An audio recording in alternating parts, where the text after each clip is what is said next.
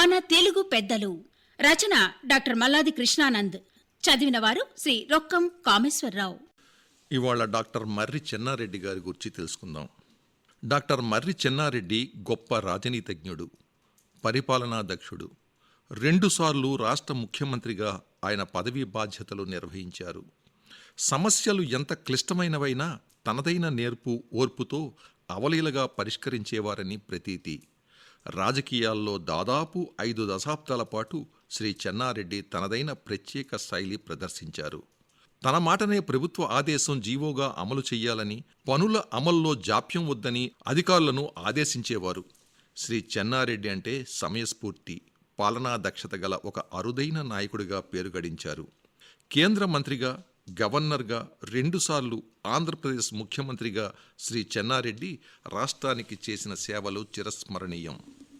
1919 జనవరి 13న రంగారెడ్డి జిల్లా పెదమంగళవారం గ్రామంలో శ్రీ చెన్నారెడ్డి జన్మించారు. తల్లి శ్రీమతి శంకరమ్మ, తండ్రి లక్ష్మారెడ్డి. 9 సంవత్సరాల చిన్న వయసులోనే శ్రీ రెడ్డి స్వాతంత్ర పోరాటంలో పాల్గొన్నారు. విద్యార్థి దశలో డిబేటింగ్ సంఘాన్ని, గ్రంథాలయాన్ని ఏర్పరిచి వాటి కార్యదర్శిగా పనిచేసి తన నాయకత్వ లక్షణాలను ప్రదర్శించారు. ఉస్మానియా యూనివర్సిటీ నుంచి ఎంబీబీఎస్ అత్యుత్తమ మార్కులతో ఉత్తీర్ణుడైన పిదప వైద్య వృత్తిలో ప్రాక్టీస్ ప్రారంభించి నిజాం అణిచివేతకు వ్యతిరేకంగా పోరాడాల్సిందిగా ప్రజల నుంచి తీవ్ర ఒత్తిడి రావడంతో వైద్య వృత్తిని వదులుకొని ఆ ఉద్యమంలో చురుగ్గా పాల్గొన్నారు. ఆ పిదప భారత జాతీయ కాంగ్రెస్తో అనుబంధం పెట్టుకున్న ఆంధ్ర మహాసభ ద్వారా క్రియాశీల రాజకీయాల్లోకి ప్రవేశించి 27 ఏళ్ల ప్రాయంలో దానికి ప్రధాన కార్యదర్శిగా పనిచేశారు. ఆనాడు స్వాతంత్ర సమరంలో జైలు శిక్ష అనుభవించిన అగ్ర నాయకుల్లో శ్రీ చెన్నారెడ్డి కూడా ఒకరు. ఆ తర్వాత రాష్ట్రం వెలుపల నుంచి నిజాం వ్యతిరేక పోరాటం నిర్వహించారు. హైదరాబాద్ పేరుతో విజయవాడ నుంచి తెలుగు వారపత్రిక నడిపి ఉద్యమాన్ని నడిపించారు. హైదరాబాద్ రాష్ట్రం భారత యూనియన్లో విలీనం అయిన తరువాత ప్రొవిజనల్ పార్లమెంట్లో శ్రీ చెన్నారెడ్డి సభ్యుడిగా నియమితులయ్యారు. 31 ఏళ్ల చెన్నారెడ్డి గారు అప్పటి పార్లమెంట్లో అందరికంటే చిన్నవారు. 1952లో మొదటి సాధారణ ఎన్నికల్లో ఆయన హైదరాబాద్ అసెంబ్లీ స్థానం నుంచి గెలుపొందారు. శ్రీ బూర్గుల రామకృష్ణారావు ప్రభుత్వంలో కేబినెట్ మంత్రిగా పనిచేశారు. ఆంధ్రప్రదేశ్ రాష్ట్రావతరణ సమయంలో శ్రీ బెజవాడ గోపాలరెడ్డి ముఖ్యమంత్రిత్వానికి శ్రీ చెన్నారెడ్డి మద్దతు ప్రకటించారు. కానీ శ్రీ నీలం సంజీవరెడ్డి ముఖ్యమంత్రి కావడంతో శ్రీ చెన్నారెడ్డి ఆనాటి సర్కారుకు దూరంగా ఉన్నారు.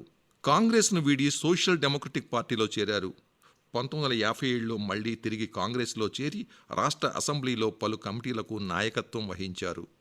1962 ఎన్నికల తర్వాత శ్రీ నీలం సంజీవరెడ్డి మంత్రివర్గంలో శ్రీ చెన్నారెడ్డి ప్రణాళిక, పంచాయతీరాజ్ శాఖ మంత్రిగా పనిచేశారు. శ్రీ కాసు బ్రహ్మానందరెడ్డి మంత్రివర్గంలో 1964, 1967లో కూడా ఆయన కీలక శాఖలు నిర్వహించారు. ఆ పిదప శ్రీమతి ఇందిరాగాంధీ కేంద్ర కేబినెట్లో ఉక్కు మంత్రిగా శ్రీ చెన్నారెడ్డి పనిచేశారు. 1968లో ఆయన కేంద్ర మంత్రివర్గం నుంచి రాజీనామా చేశారు. 1974లో దేశంలో అతిపెద్దదైన ఉత్తరప్రదేశ్కు శ్రీ చెన్నారెడ్డి గవర్నర్గా ప్రమాణ స్వీకారం చేశారు. గవర్నర్ హోదాలో అక్కడ అన్ని జిల్లాల్లో పర్యటించి తన విలక్షణత చాటుకున్నారు. గవర్నర్గా ఉండి కూడా ప్రజలతో నేరుగా సంబంధాలు పెట్టుకోవడంలో తప్పేముందని ఆయన ప్రశ్నించేవారు. ఆయన ప్రజలను తరచుగా నేరుగా కలిసిన అరుదైన గవర్నర్గా కీర్తి గడించారు. 1978లో కాంగ్రెస్లో చీలిక సంభవించినప్పుడు ఆయన ఆంధ్రప్రదేశ్ శాఖకు అధ్యక్షుడిగా పనిచేశారు. అనంతరం ఎన్నికల్లో కాంగ్రెస్ను విజయపథంలో నడిపించి ముఖ్యమంత్రి పదవి చేపట్టారు. 1982 ఏప్రిల్లో పంజాబ్ గవర్నర్ పదవి చేపట్టారు. ఆ పిదప ఆంధ్రప్రదేశ్ తిరిగి వచ్చి నేషనల్ డెమోక్రటిక్ పార్టీ ఏర్పాటు చేశారు. 1984లో తెలుగుదేశం మద్దతుతో కరీంనగర్ లోక్సభ స్థానం నుంచి పోటీ చేసి పరాజయం పాలయ్యారు. తర్వాత కేంద్ర నాయకత్వం పిలుపు మేరకు తిరిగి కాంగ్రెస్లో చేరారు. 1989 ఎన్నికల్లో తన ప్రతిభతో తెలుగుదేశాన్ని ఓడించి కాంగ్రెస్కు అధికార పీఠం సాధించి పెట్టారు. రాష్ట్ర ముఖ్యమంత్రి అయ్యారు. 1990లో పార్టీలో అసమ్మతి కారణంగా ముఖ్యమంత్రి పదవికి త్యాగం చేశారు. 1992లో రాజస్థాన్ గవర్నర్గా పనిచేశారు. రాజస్థాన్ గవర్నర్గా ఆయన అత్యంత క్రియాశీలకంగా, విప్లవాత్మకంగా వ్యవహరించేవారు.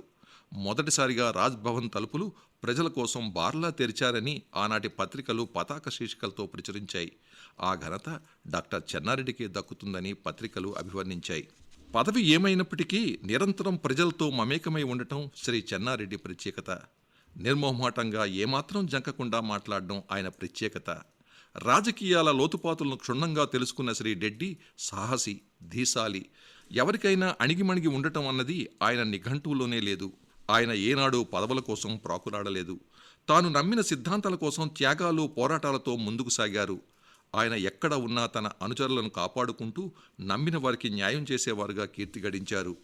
శాసనసభలో ప్రతిపక్ష నాయకులు ఎన్ని విధాల తనను విమర్శించినప్పటికీ ఆ విమర్శకు వెంటనే స్పందించకుండా తగు సమయంలో తొణకక బెణకక ఎంతో వాడిగా, వేడిగా, హుందాగా సమాధానం చెప్పేవారని ప్రతీతి. ప్రతి విషయాన్ని నిశితంగా తెలుసుకొని ప్రసంగించే గొప్ప వక్తగా చెన్నారెడ్డి ప్రఖ్యాతి. అలాగే ఫైళ్లను సైతం బాగా చదివి తనదైన శైలిలో క్లుప్తంగా పదునైన కామెంట్ రాసేవారని ఆయన సమకాలీనుల అభిప్రాయం. రాష్ట్రాభివృద్ధికి శ్రీ మర్రి చెన్నారెడ్డి చేసిన సేవలు ఒక్కసారి గుర్తు చేసుకుంటే, రాష్ట్ర ముఖ్యమంత్రిగా 2 సార్లు సుమారు 3 సంవత్సరాల పాటు పనిచేసిన సమయంలో డాక్టర్ చెన్నారెడ్డి ఎన్నో వినూతనమైన పథకాలను ప్రవేశపెట్టారు. ఇంటింటికి దీపం, ఊరూరికి బస్సు పథకాలను 1978లో ముఖ్యమంత్రిగా ఉన్నప్పుడు ప్రవేశపెట్టి ప్రతి గ్రామానికి రవాణా సౌకర్యం కల్పించడమే కాకుండా ప్రతి ఇంట్లో విద్యుత్ దీపాలు వెలిగించారు. అదేవిధంగా పురపాలక సంఘంలో, పంచాయతీరాజ్ సంస్థల్లో షెడ్యూల్ కులాలు, తరగతుల వారికి, మహిళలకు రిజర్వేషన్ సౌకర్యాన్ని ఆయన కల్పించారు. స్థానిక సంస్థల్లో 15% నిధులను బలహీన వర్గాల సంక్షేమానికి ప్రత్యేకంగా కేటాయించారు. స్థానిక సంస్థల ఎన్నికల్లో ఓటర్ల వయస్సు 21 సంవత్సరాల నుంచి 18 సంవత్సరాలకు తగ్గించారు. 2.5 ఎకరాల మాగాణి, 5 ఎకరాల మెట్ట భూములున్న చిన్నకారు రైతుకు భూమి శిస్తు నుంచి మినహాయింపు ఇచ్చారు. 103,000 ఎకరాలను 75,000 మందికి పంపిణీ చేశారు. 600 అభ్యుదయ పాఠశాలను ప్రారంభించారు. 1989లో ముఖ్యమంత్రిగా ఉన్నప్పుడు శ్రీ చెన్నారెడ్డి మొట్టమొదటిసారిగా వెనకబడిన కులాలకు ప్రభుత్వ ఉద్యోగాల్లో 25% రిజర్వేషన్ ప్రకటించారు. నిరుద్యోగులైన యువతీ యువకులకు ఉపాధి కల్పించేందుకు డాక్టర్ చెన్నారెడ్డి ముఖ్యమంత్రిగా ఉన్నప్పుడే స్వెట్విన్ పథకాన్ని ప్రవేశపెట్టారు. ఈ పథకం దేశ విదేశాల్లో ప్రశంసలు అందుకుంది. మహిళలు, బాలబాలికల అభివృద్ధిని దృష్టిలో పెట్టుకుని ఆంధ్రప్రదేశ్ మహిళా సహకార ఆర్థిక సంస్థను, జవహర్ బాల్ భవన్ను డాక్టర్ రెడ్డి నెలకొల్పారు. 1977లో వేలాది మందిని కబళించిన దివిసీమ ఉప్పెన అనుభవంతో 1990లో ముఖ్యమంత్రిగా ఉన్నప్పుడు సంభవించిన తుఫానుకు ప్రాణ నష్టం జరగకుండా సమర్థవంతంగా చర్యలు తీసుకుని డాక్టర్ రెడ్డి పలువురి ప్రశంసలు అందుకున్నారు. తరచూ సంభవిస్తున్న తుఫాన్ నష్టపోతున్న కృష్ణా, గోదావరి జిల్లాల రైతాంగాన్ని ఆదుకునేందుకు 100 సంవత్సరాల కిందట కాటన్ దొర నిర్మించిన డెల్టా వ్యవస్థను ప్రపంచ బ్యాంకు నుండి తీసుకున్న 730 కోట్ల రూపాయల రుణంతో ఆధునీకరణ పనులు పూర్తి చేశారు. ఉభయ గోదావరి జిల్లాల్లో 1996లో సంభవించిన తుఫాన్కు అధిక ఆస్తి ప్రాణ నష్టాలు జరగకుండా 1990లో డాక్టర్ రెడ్డి చేపట్టిన శాశ్వత కార్యక్రమాలు ఎంతో దోహదపడ్డాయి. నక్సలైట్ల సమస్యకు మూల కారణాన్ని తెలుసుకొని మారుమూల ప్రాంతాల అభివృద్ధి పథకం ప్రవేశపెట్టారు. తెలుగు చలనచిత్ర పరిశ్రమ రాష్ట్రంలో స్థిరపడేందుకు శ్రీ చెన్నారెడ్డి పలు చర్యలు తీసుకున్నారు. ఇందులో భాగంగా జూబ్లీ హిల్స్లో 80 ఎకరాల స్థలాన్ని నామమాత్రపు ధరకే ఇచ్చి ఫిలిం నగర్ ఏర్పాటుకు శ్రీకారం చుట్టారు. ఉపన్యాసాల్లో ఆయన దిట్ట. 1989లో శ్రీ చెన్నారెడ్డి ప్రభుత్వంపై ప్రతిపక్ష తెలుగుదేశం ప్రవేశపెట్టిన అవిశ్వాస తీర్మానంపై జరిగిన చర్చకు సమాధానంగా శాసనసభలో ఆనాడు ఆయన చేసిన ప్రసంగం చారిత్రాత్మకమైనది.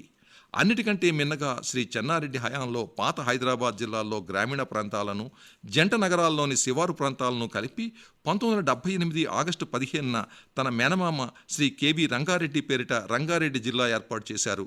ప్రత్యేక జిల్లా కావాలన్న ఈ ప్రాంతీయుల చిరకాల వాంఛ డాక్టర్ రెడ్డి తీర్చారు.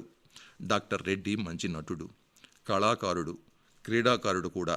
నగరంలో నాటక విద్యాలయం, సాంస్కృతిక శాఖను ప్రత్యేకంగా ఏర్పాటు చేసిన ఘనత వీరికే దక్కుతుంది. ఉర్దూ ముషాయిరాల్లో పలుమార్లు పాల్గొనే తన కవితా పటిమతో కవి పండితులనే మంత్రముగ్ధుల్ని చేసేవారాయన.